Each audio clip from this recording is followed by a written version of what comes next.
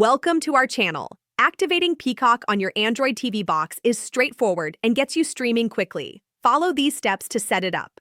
Step 1. Turn on your Android TV box and navigate to the Google Play Store from your home screen. Step 2. Search for the Peacock app in the Play Store. Use the search function and type Peacock or Peacock TV.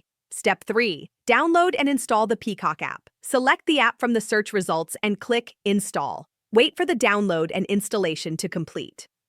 Step 4. Open the Peacock app once it's installed. You'll find it on your Android TV box home screen or in your list of installed apps.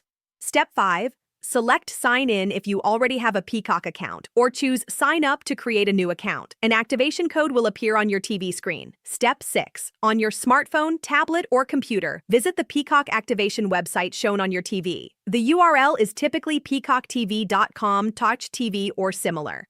Step 7. Enter the activation code from your Android TV box screen into the website. Sign in with your Peacock account credentials if you haven't already. Step 8. Wait for the confirmation on both your TV and the website. Your Peacock app should automatically refresh, and you can start browsing and watching content immediately. Don't forget to like this video and subscribe to our channel.